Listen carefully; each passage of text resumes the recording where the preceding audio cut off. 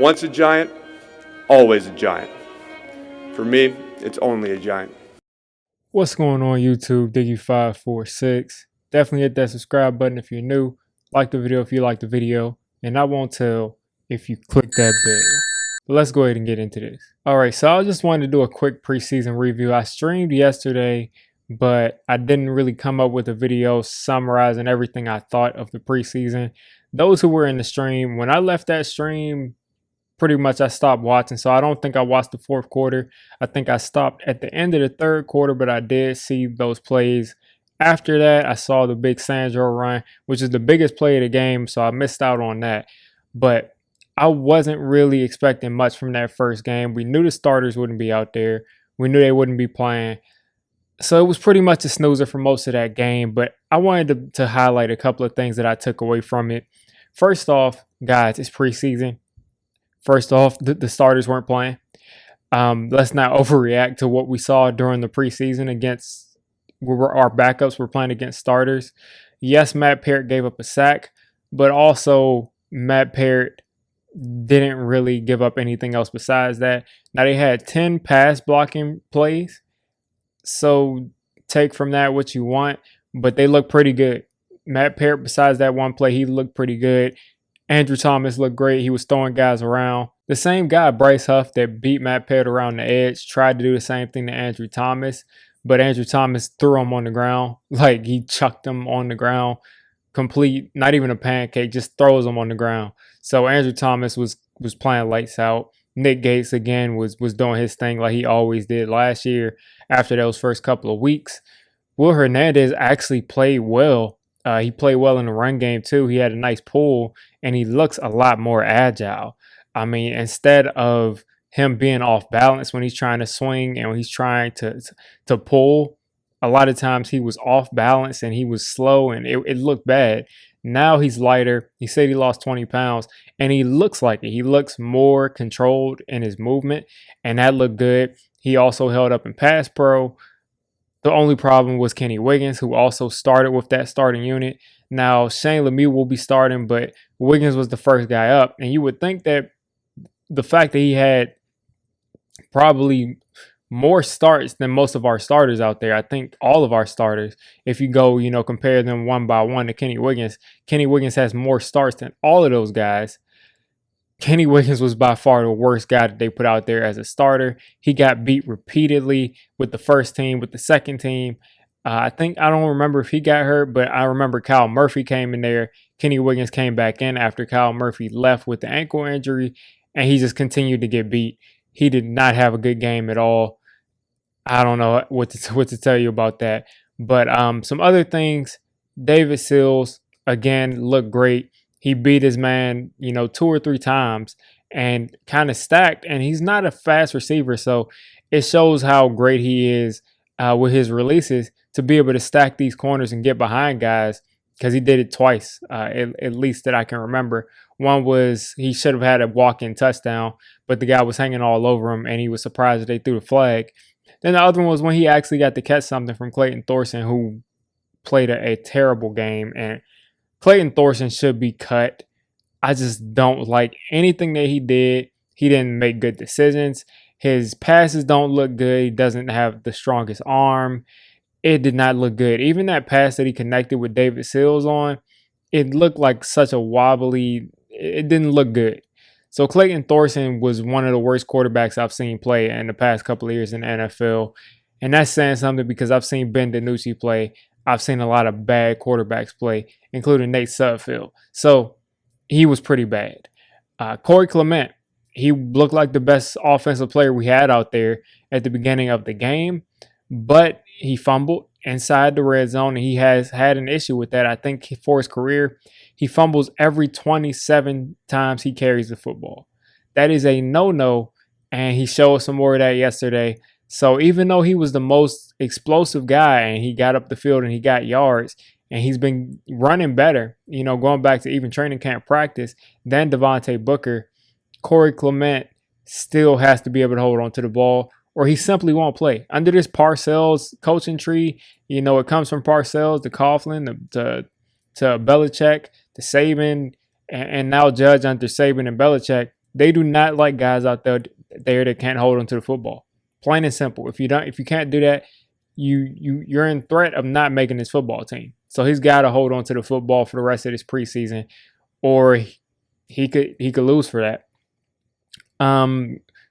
CJ Board is the last guy I really thought stood out. CJ Board was already a special teamer as far as playing gunner, as far as just playing special teams in general.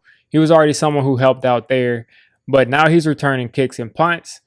I don't think he'll start as a kick and punt returner, but he looked good. He got yards. He got up the field. He didn't do a bunch of juking and dancing around, and he's not the fastest guy on the field. But he was able to get sometimes 15, 16, 17, 18 yards and on punt returns, and that's exactly what you want. And then shout out to the guys who were blocking for him to allow him to get those yards, but he took what the defense or what the return team allowed him to get. And I think he looked good out there as a returner. Not as like I absolutely want him to be the guy, but he looked solid as a returner. I kind of went over the offensive line. Wiggins is pretty much what I took out of there. He was the weak link in the starting unit. But guess what? He won't start. It'll be Shane Lemieux. AT looked good. Parrott looked good besides the sack. He got beat around the corner. It happens. Gates, again, was solid. And Hernandez looks solid, and again, he's moving better. So to speed past that, because I already covered that, the defensive line. Not much. I didn't take much from that. And mind you, we gave up 12 points. So it's not like the defense was getting carved up all day. They didn't look as stout as I would like for, the likes of Austin Johnson and Danny Shelton and BJ Hill and Odenigbo in there. And I think we had Raymond Johnson in there, who I like a lot. He's an undrafted free agent, but I like his college tape. So I was kind of expecting more, definitely more pressure from that second and third unit with Odenigbo and Raymond Johnson in there at the same time. But they weren't bad. They weren't bad at all. And they got it done. They didn't give up really any big plays this entire game. So the defensive line couldn't have been too bad. Danny Shelton, though. Danny Shelton did stand out on that 4th and short play where he just completely shed his block and made a tackle for a loss on a short yardage 4th down. And that's the number one reason that we signed Danny Shelton. That's literally the reason why we signed him. So he did a great job with that. And I think that's what he'll do. He also has David Moa behind him, who's basically a clone of Danny Shelton, who moves well too. So I'm excited to see what he does and if he could possibly make the roster, because that gives you 3 players on your line or 3 players in your rotation that are 340 pounds plus. And then, mind you, we had most of our second unit out there against the Jets starting offensive line. And I think the Jets are actually putting together a solid line. I mean, you got Noah Fant out there. You got Morgan Moses out there. I don't remember if he played or not. But I know those 2 guys are pretty much better than what we have at right tackle. As of now, as far as them being proven guys, you got Mekhi Becton there. You got McGovern there. They got a solid offensive line. And we pretty much had our backups out there against them. And we held up. Like, it looked like if our starting defensive line for yesterday, which means our backup defensive line, played that entire game, it really didn't look like they would be dominated in the trenches. And that's something that you definitely look forward to. Ojulari, he was the number one guy I was looking for that entire day. He was the number one guy I was looking at. And I actually have a video of him dropping. I don't know when this video will go up. It should go up probably today, which is Sunday. If not, it'll go up tomorrow, which is Monday. But within Monday, at least by Monday, that Ojulari video will be up and out. And I'm just going to do a film session. I don't have the all 22, but I'm working with what I got. I don't care if it gets flagged. I just need to break down some tape. But Ojulari did pretty good. He had a couple of plays where he just didn't have a plan. He didn't know what to do. But for the most part, Ojulari played well for his first game against a guy who's probably a future all-pro type of left tackle, who's also 100 pounds heavier than him. So Ojulari played pretty well. The linebackers, Carter Coughlin, again, looked great. I will link my video of me pretty much breaking down Carter Coughlin in the film, showing everything that he did against the Seahawks and how he just completely neutralized Russell Wilson in the run game. Russell Wilson could not take off because Carter Coughlin was in that spy. Carter Coughlin looked great at that middle linebacker spot. He looked instinctive. He didn't look like he was out of place. And I expect more of that. And again, he's going to be a guy who can get after the passer, a guy that you can send on blitzes. So Carter Coughlin is one of my favorite players in this defense. I think he can be used all around everywhere, pretty much. TJ Brunson, he had a forced fumble. It was a nice play, but he tore his ACL. That is sad. He tore his ACL. He is going to be out for the season at least. Hopefully he'll get another chance next year to come back and try to prove. But again, I mean, what was he, a 6th or 7th round running back? Not running back, but linebacker. It's going to be tough for him to come back from this. So I'm rooting for him. But he made a great play going out. But he did tear his ACL, which is definitely unfortunate. And then the DBs, Rodarius Williams. He struggled a little bit, but he played some slot, which he's not familiar with. And he struggled, but he made his tackles. When he gave up passes, he made his tackles for the guys in front of him. And he was covering Corey Davis, who's a number 2 receiver, arguably a low-end number 1 receiver in the NFL. So Rodarius Williams had his hands full, but I think he handled himself well. He didn't look like he was out there panicking. Madre Harper, he gave up some plays. He didn't look the best, but he's what? 7th, 8th corner at this point.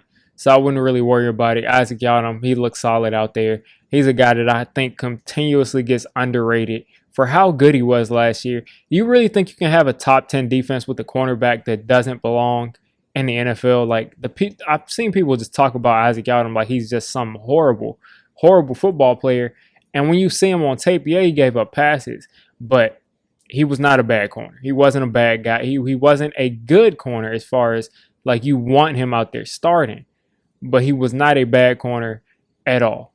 Yeah, you had to give him help, but he wasn't like making the defense a bad defense.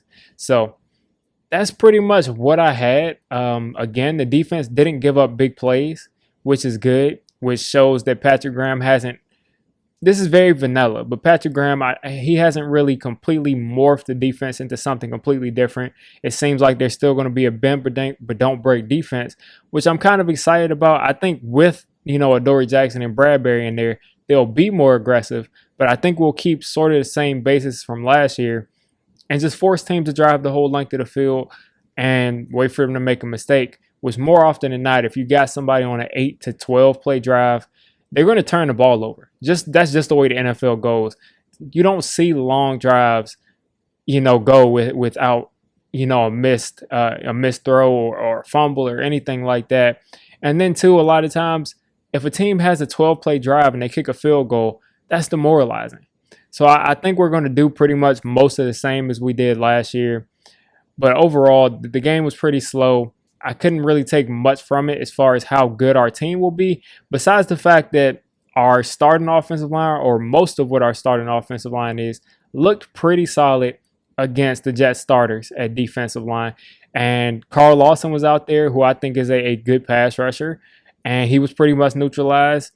We did give up that 1 sack and that first drive or second drive, but other than that, they were solid, and I think that's something to build on.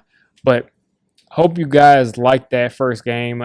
It was pretty slow to me, but we got the joint practices coming up this week against the Browns. That's going to tell us a lot. And then we get that football game coming up against the Browns, where hopefully you'll see DJ. Hopefully you'll see guys like Kadarius Toney, who they're saying re-aggravated some injury that we didn't even know about.